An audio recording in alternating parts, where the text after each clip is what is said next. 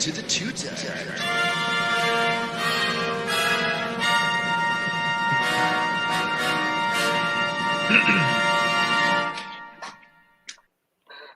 That get Maybe longer? I should have played the short version. That feels so much longer than normal.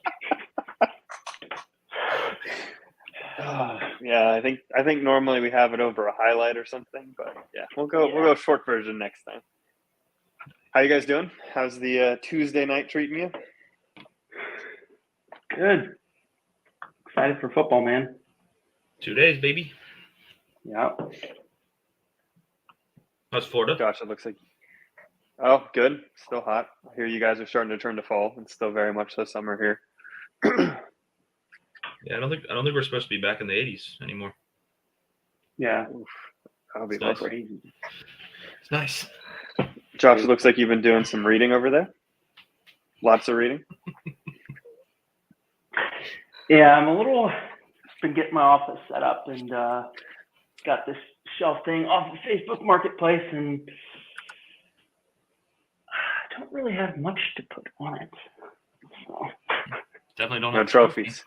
No silverware. Got him. No rings. A setup. Second place trophies. A couple of those. Or maybe Rookie of the Year trophies for dropping out so often. He has 3 of them. I should get some trophies. Have you guys? Who sent the clip? I forget what chat it was in. It was like that college football player that's been playing college football since like 2015, and it's like he redshirted and was hurt for like 4 years. Yeah. It's basically like, Josh in our league. He's like almost 30. Rookie for 6 years straight. Actually, Josh, is this your first like sophomore season ever in our league? I don't think so. No. I was around for like 2 or 3 years, and then I dropped. No, you were back for 1, then dropped again, right? Yeah. And then only gone for 1 again, or were you gone for 2? Just 1. It just doesn't. It's always been one. In and out. I think it's always been a 1-season dropout. And he's like, I miss you guys.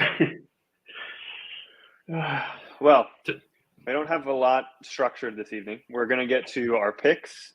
We're going to get to the picker wheel for Fab. But I think we'll kick things off with a little bit of draft recap. And Dave, did a great job sending out all his analytics and deck, which we have here. So we'll kind of go through here a little bit, do some, recap, some reaction, some projections potentially. So anything before we get into this stand out to you guys in the draft? Anything you were surprised by, or more or less like, it's about what I expected? Faster draft this year, I think, technically. Yeah. Did feel very I think fast. that was a bit of a surprise. Yeah. I think it didn't. I think it went fast because they're like Ben couldn't bid on anyone for half the thing, right?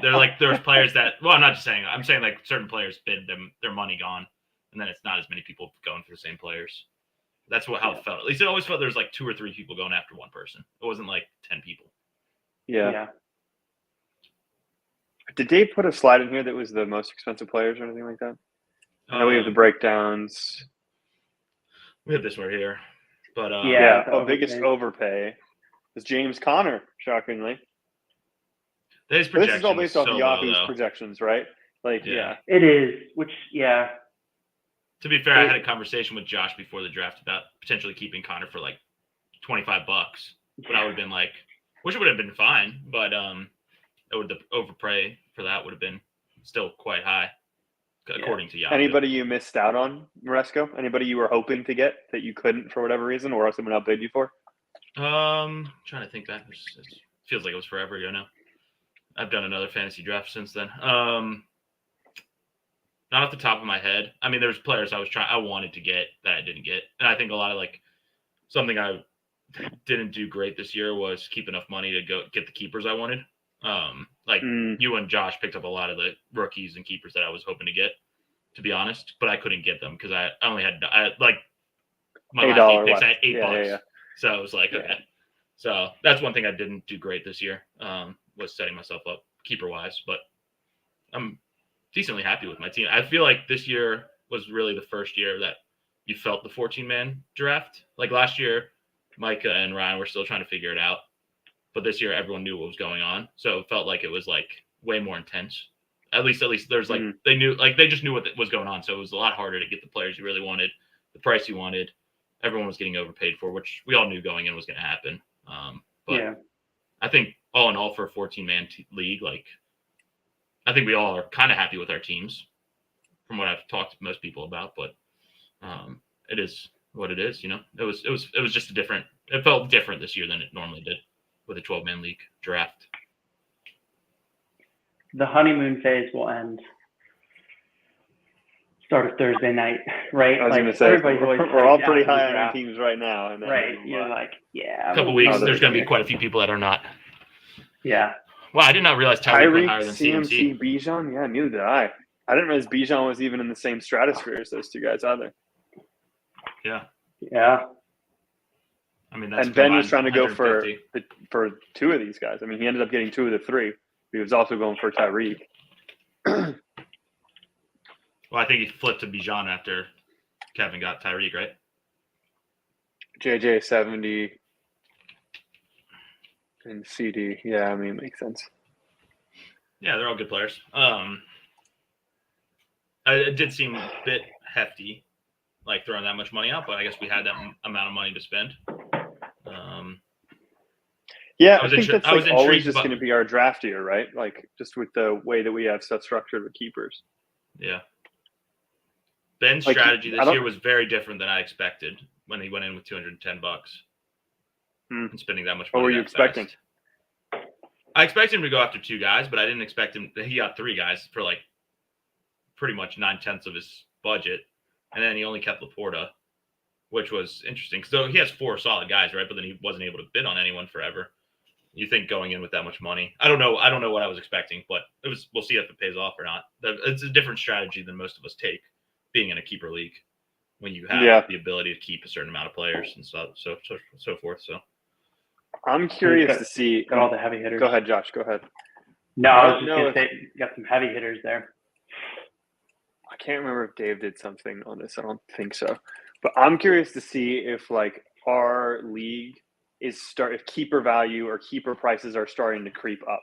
Because like for a while we got steals of keepers of like you get a rookie running back for like $1 and then he ends up being big and he's $4 to keep next year type of thing. But that happened like across the board. Now there's like one or two players that happens to. So I'm wondering if over time our keeper prices are going to like, you're not going to be getting a starting running back for sub $10. It's going to be like $25. So it'll be cheaper than you'd pay like 60 or 70 off the price tag, but the price overall is going up. I'd be curious to see if we're starting to hit that trend yet, or if it hasn't really had enough time. it already feels that way though.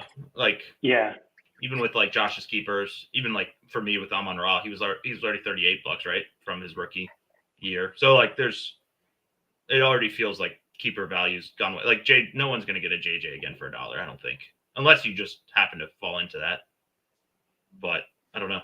Even like for me though, like I kept Zay Flowers and Jaden Reed, right? They're both $1 keepers. Yeah. They're both $7 this year. If they do well again, they're both gonna be like $20 next year. So even on a second year, you're keeping them for pretty hefty prices. Yeah, the steal keeper doesn't really exist in our league anymore except for unicorns. Yeah. Well, fair enough. We can dive more into the draft if you guys want with the slides, or we can kind of transition into something else. I'll let you all decide. I feel like Dave sent something. I don't think it's in the slide. I think you guys probably saw it. I think he input our league across a bunch of different platforms. Yeah, Fantasy Pros, Yahoos. This is the rankings that they came out with. The one thing I don't agree with all those is that like David, me, and certain people don't pick kickers in defense, really. You know, so it takes out that, and then it ranks really high the people that take 3 quarterbacks because they're projected to get so many points. I don't know. It seems. I don't know.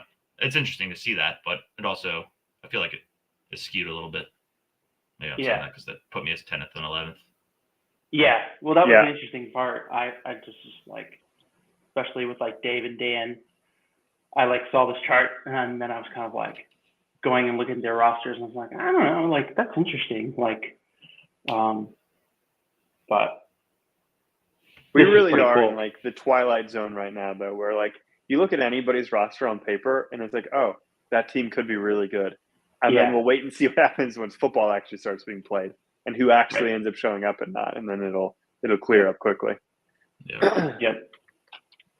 Yeah, this will be fun to look back on. Actually, be like a slide to like save for when we do like a recap at the end of the season, just to kind of see sort of like how things play out.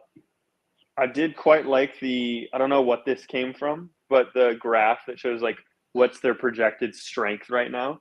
I don't know if it'll really be that big of a reference, but like could easily look from like a trade perspective and potential, go in and see like who has, like it's saying that Ben has like no QB depth. Obviously he's got Baker, but I like that graph a lot, or that little chart. Yeah, it's cool. I think, was it Kevin? All right. I feel like had the most strengths. Or was it? Yeah, Kevin's team is good. I think his one weakness, I mean, it depends if Chase Brown goes off and how Pollard does in Tennessee, but yeah, I feel like Micah is definitely his weakness of all things. Micah was ranked very high according to all these places. He's said to have an extremely strong draft. I'm curious though. Micah has had two kickers on his roster at the time. I think it's 3 running backs and one's out for the year, so we'll see what happens with Micah. Well, before we get into our picks, which we're going to have to start, see which one of us will be the most consistent or the pick winning champion this year if the coin will overtake us. I think we'll do a new segment, or at least a little one, that was brought together by the producers, which is interview the two-timers. And Chris will include as a two-timer for this segment. But just a little questions from around the league and from, the fantasy minds that have shot things into us, just to kind of get our perspective, as experts, as winners or dropouts on fantasy football and kind of what it's like to be in our league. So I think, Maresca, will let you get the ball rolling here. Oh, I'm getting the ball rolling. I mean, feel free to ask some questions in the chat as well if you want. We'll keep an eye on that. No questions in the chat. I guess I will start out for Josh. I think this was one that I've been getting a lot from the league, around the league. How do you feel post-draft with your keepers and then the people you got after the draft? It seemed like you were very high after the draft. Are you still riding that high? Really excited about your team, or where are you at? To be clear, we're talking about fantasy, not your marijuana consumption post-draft.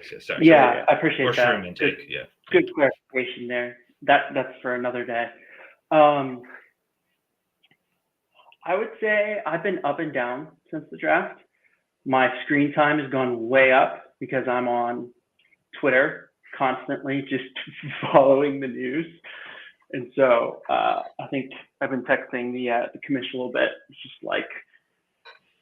up and down, baby. Because there was right after the draft, I think, that the Jahmyr Gibbs news came out. I think he had tweaked his hamstring or whatever, which is kind of not great. Usually those linger into the season. So, but I would say overall, I'm pretty steady. I feel pretty good. I'm excited going into the season. I do feel good about actually my rookies this year. I think. Are you maintaining your even keel, or are you going to kind of bring back the old Josh? Yeah, are we going aggressive or hippie this year?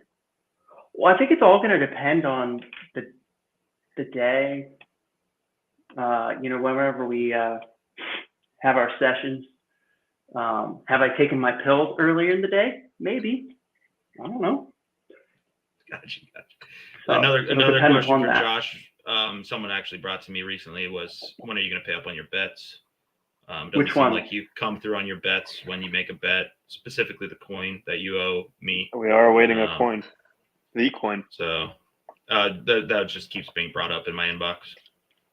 Right. Are you sending that to yourself? No, I'm not. Okay. 4 different league members. I will not name names. Thursday. 4 different league members have reached out to me recently, asking for that coin to be delivered to my address. So okay. Let me make note of that. I'm thinking, okay, cool.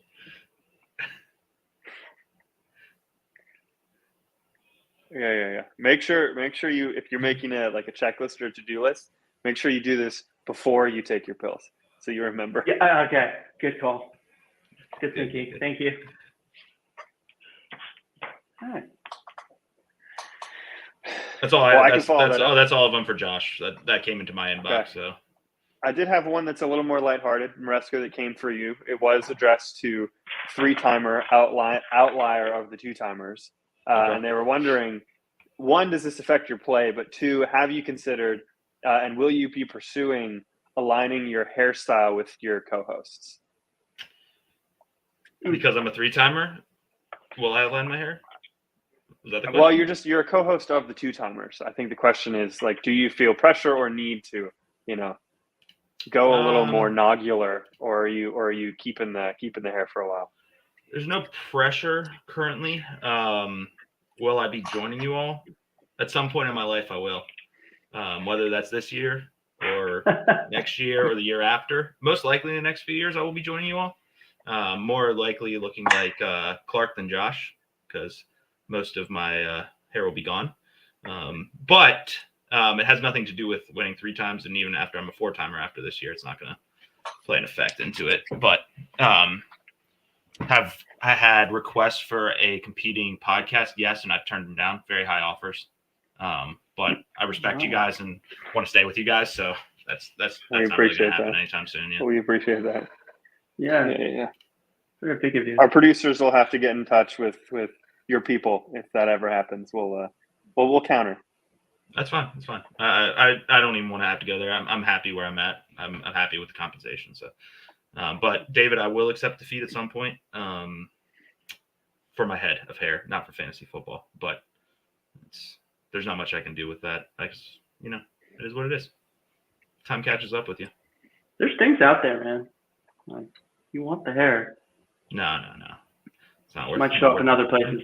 If you want the hair. Josh, are you would you consider taking some form of supplemental coverage for your hair?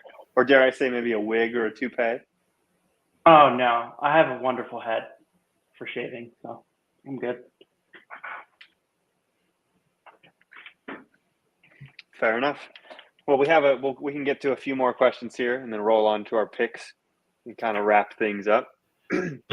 Josh, have you made any trade offers yet so far this year that have been turned down? Any trade offers that have been accepted, or have you started doing the trade market? Because I had one come through to me, but was who did he offer you, Maresco? Because I had one come through to me as well. I honestly can't remember. It was like Marshawn Lloyd and someone for Austin Eckler or something. I was like, yeah, no, Josh, not yet. I'm not there yet. That's not true. It was so Josh. He also offered me Marshawn Lloyd. So I'll follow up Maresco's question with, when did you stop liking Marshawn Lloyd? Because this was pre-injury report, right? You were trying to trade Marshawn Lloyd. I was, because at the time I needed to drop, or I needed a roster spot for a kicker. So it had nothing to do with not liking him. I agree. That would be great. Could you bring back the Joe Burrow look? It would take a little while. No, the best part about the hold up, let's follow up with this. Is there anyone in the league you didn't offer a trade of Marshawn Lloyd for? The best part about that offer of Marshawn Lloyd to all of us was you go when you see it and then you turn it down, or Josh withdraws it, and then the next day you see him drop him to the market, So it's one of those things where it's like, can you even trust an offer from Josh at this point? Because you can probably pick him up off the waivers. Much. This was almost a Dave Dean special right here. Yeah. It was kind of came. I was just overthinking it. I would submit an offer, and then I was like, no, I don't want to trade him, because I do like him. And I think with Jacob's deal, Lloyd could end up kind of being the lead back next year, the way to set up. So yeah, I was just overthinking it. So I would I would just click send, and then I'd be like, no, I don't want to do that. But then I end up dropping him, and now actually he's a waiver wire pickup. So I can't. It was a classic David 2-for-1 though that he did offer me. It was Marshawn Lloyd and someone for Eckler, and I can't remember who else you put in that trade, but it wasn't anyone noteworthy. It's probably someone else you dropped. he's going. He's trying to get after your Packers love. Yeah, I agree. I mean, I understand that. So that actually segues well into a question for both of you all, which is, do you have a particular waiver wire strategy going into this year? Or are you just going to kind of play opportunistic based on what your roster needs? Or are you going to be heavy actors on the waiver wire? Maresco might already be kicker churning, but I'm about to do them all. Said Clark can't get a single kicker. I don't. I mean, I've been watching the. Yeah, that is true. We both did go after him after we turned down trades, but I've been keeping an eye on it. It's one of those things where like it's the same thing as last year. In my other league, it's a 12-man league. I can go on and pick someone up if I need them. Here, you have to be look ahead of the next few weeks. You have to, or else you're not going to have anything. So I think the first 2 weeks are the biggest weeks on the waiver wire, obviously, because you have breakout players the first 2 weeks. Like last year was Kyron Williams and some other guys. This year's going to be someone. So like there's going to be some no names out there that we don't know, and honestly, a lot of them are probably on someone's bench already, just because we have handcuffs to the handcuffs to the handcuffs, exactly. right? So it's going to be a little different, but I don't know. I think just kind of keeping a close eye on it. I'm not on Twitter as much as Josh, but I'm keeping a close eye on different players and things, what's going on. So, Josh, how about you? I do have a strategy, but I don't really want to say it like out loud. Clearly, your proprietary strategies have led to so much success in this league up to this point. No, it did like. I feel like you have to be aggressive. I think in years past, as weird as it sounds, I've been too conservative. So like with Puka last year, I think I put down like. I think Dave got him for like $17 or something. I think I threw down like 10 or whatever. So I think sometimes you just gotta dish out the fab, be aggressive, shoot your shot.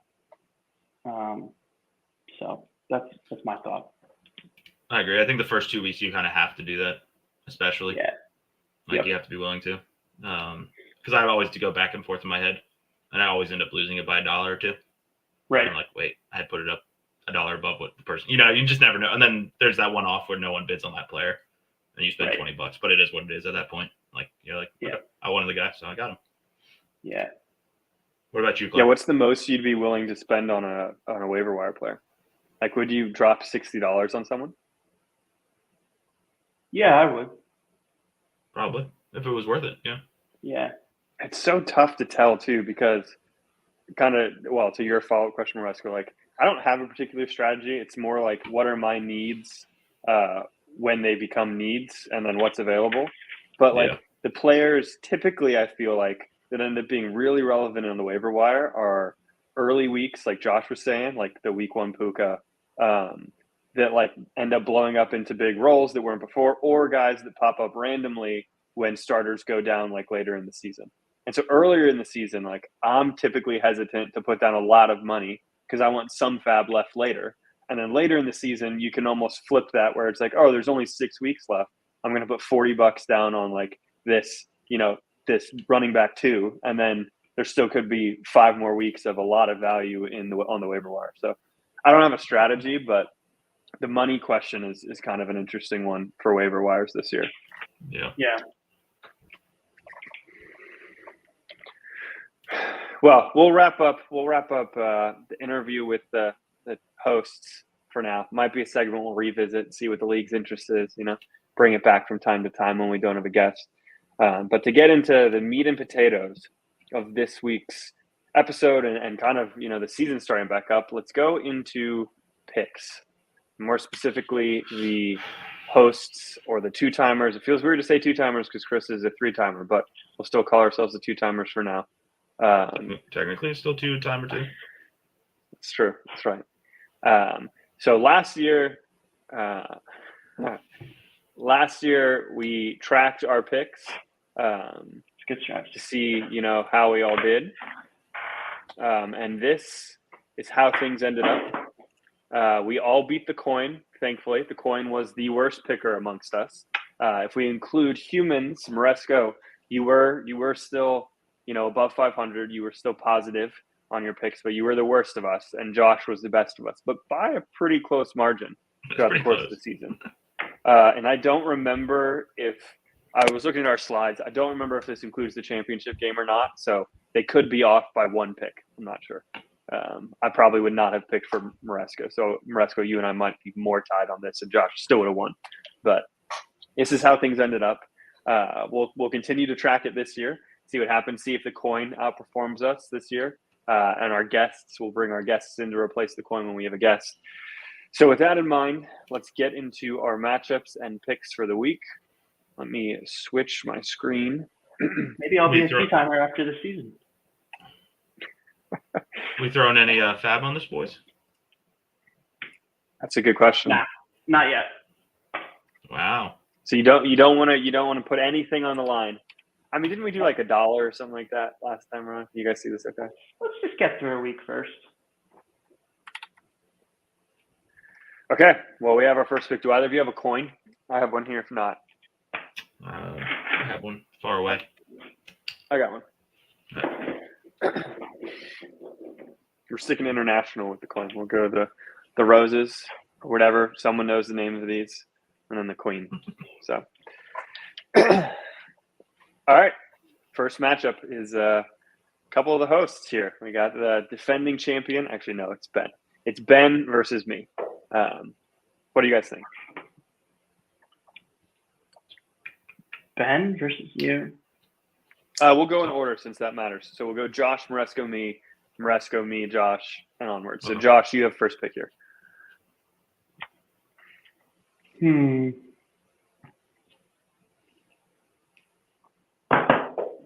you want to see benches, let me know. But yeah, could you zoom a little bit? My eyes zoom. Not so great. Yeah.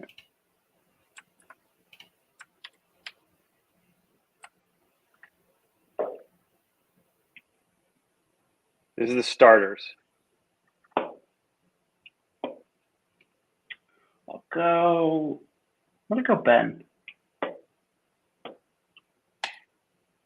Moresco, pick to you. So I'm gonna come down to 4 players for Ben. I'm gonna go Clark. Appreciate it. I'm also going myself. We will say Shocker. the queen is Ben. Flowers are me.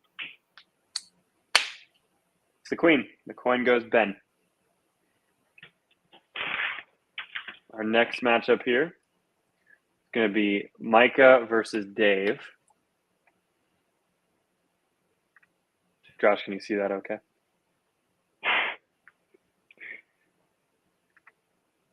Moresco, it is your pick first. I'm gonna go Dave on this one. Because to me, this is tough because we're just reacting off of like name recognition and last year's play, aren't we? CDL mean? I'm gonna go. What does what mean? Under CD Lambs. Commissioner exempt list. Is he playing? Yeah, he'll be playing. I think it's had to do with his old. Yeah, the Cowboys were granted a 2-game roster exemption for Lamb on Tuesday and placed him on the commissioner's exempt on Monday, so he's allowed to play. Yeah. I'm gonna go Dave, purely on matchups. I think Micah's players have bad matchups, but who knows?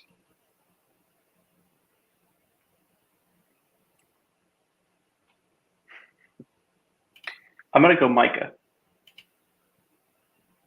All right, we will go. Queen is Micah. Flowers are Dave. Queen. Coin goes Micah.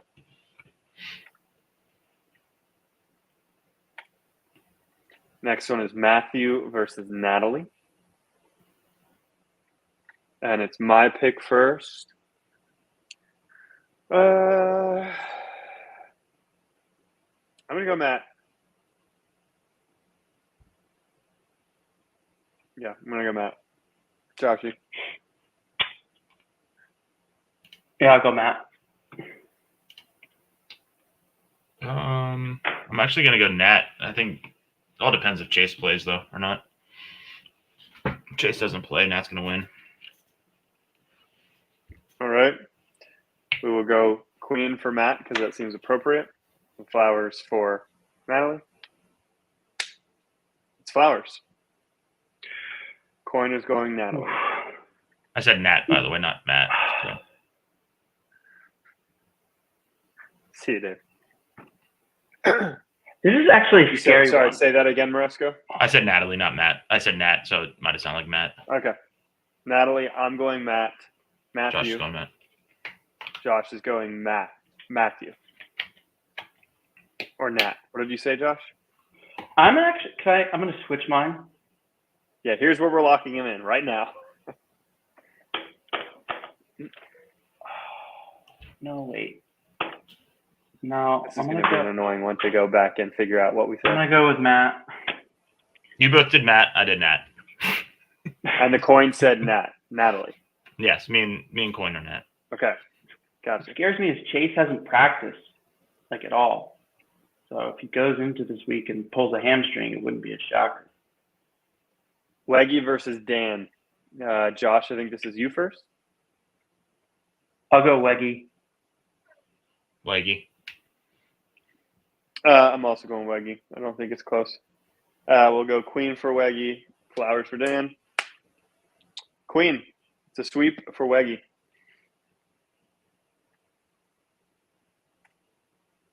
We got Hannah. Is Hannah the only one that hasn't changed team name? I don't. Or Matt? Or did Micah not as well? Natalie didn't either, Tequila Sunrise. Okay. and All Ryan right. hasn't either. Okay, so there's several. There's quite a few. Marcelo, this is you first. I am going to go Josh.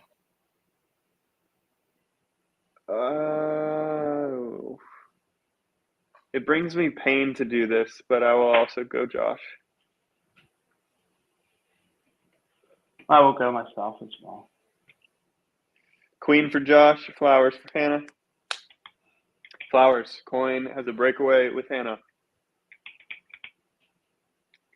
In our penultimate matchup of the week, we have the Chris's. To be clear, Olave Garden is Jonesy. Directly to jail is Maresco. And Maresco, I believe it's your pick.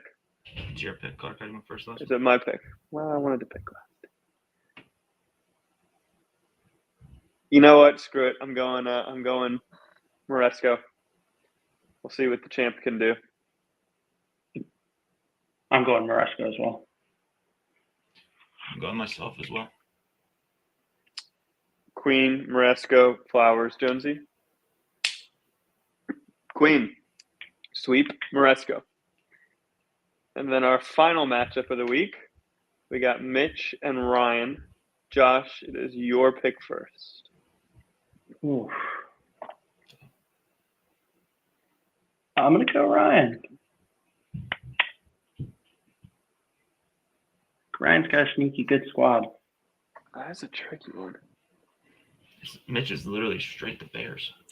Hence the name. Yeah, he's So Mitch risky. is leaning heavy. That's 4 Bears players. Caleb Williams type. It is his team name. I'm gonna go Ryan. I just don't believe in the Bears like that. Josh, as a recent Chicago native, do you think the Bears have a chance of being good this year? I think they have a chance. Will they? I don't know. Let's see. I think it all really depends on They're if playing Caleb Williams is playing the real Tennessee deal. this week. I'll roll the dice. I'll go with Mitch against Tennessee. We'll go Queen, Ryan, Flowers, Mitch. Queen, Ryan. coin is with Ryan, and that's all of them. That's all of our matchups this week so far. There we go. The last order of true business is going to be Fab and the picker wheel. So to determine who gets Fab this week, we're keeping it simple. Week 1, we're just going to go positions with the most points at that position. So no fancy tracking, just whoever has the most points at a given position, and of course Mika, because traditions must live on, and we got to give him a chance to be successful somewhere. So we'll put him here.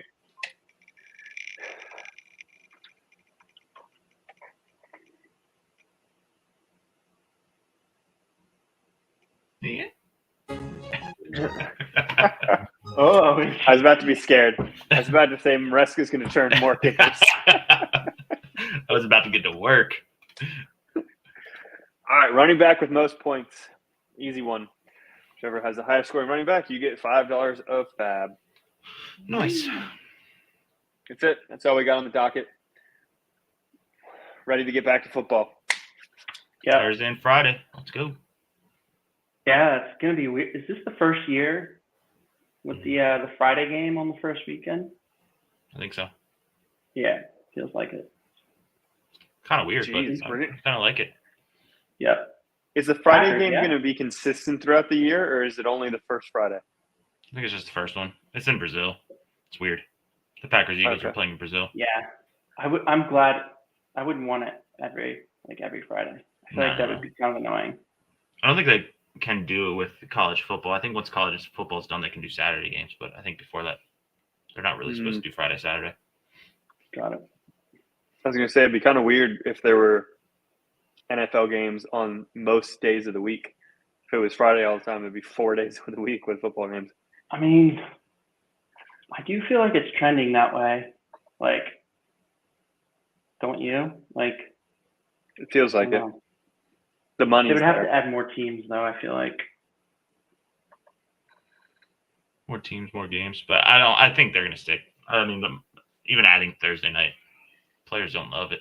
So Yeah, the rest weeks become really tricky, don't they? Yep. Well, best of luck to both of you in your matchups this week. Hope you do Likewise. well. Hope your teams perform. We'll really see what happens next time we get together and what things are really looking like in the fantasy world. when do we all play each other? Best of Do you luck. guys know? I haven't looked at all. I'll play That's for a cool. while. Dave will send something out in rivalry weeks, right? Play I don't week know five, right? who our top rivals technically are, or what week is rivalry week this year. I'm not worried Oh, about facing yeah. you guys. I'll tell you Final that much. order of business. Sorry, forgot to mention this. Dan has not submitted his punishment. Dan, it needs to be submitted. I got faith that you'll do it before season starts, which is, I don't know what time the kickoff is on Thursday, but I would say that there needs to be some type of consequence or recourse if you do not submit it by then. Perhaps an additional punishment or something of that nature. Yeah. I don't know. I don't have much. Better happen to soon. say. He's got less than 48 hours. I just remember how much shit I was getting that one year I dropped out. And I had Wait. Which year? Which one? the year I dropped out. Which one? Oh, true. Sorry. Yeah. I think it was the first time. I just looked it up, Josh. We don't play till week 12. Whoa. Could be interesting though. Maybe one of us will really need a win. Or maybe we'll both have clinched a playoff spot by then. Yeah, because we do, and there's one additional playoff spot now. There is, yeah. That should be interesting. Joshua, you and I play week 2. And then Okay. Maresco, you and I play week 5. So we're early games. It's weird we only get to play one person twice. So whoever you're playing this week, you get to play twice. That's it. Ooh, that is interesting. I played Ben twice. How is that determined? Good luck. Yeah. Well, good luck to everyone as the league starts. Enjoy football. We'll catch you next time. Yep.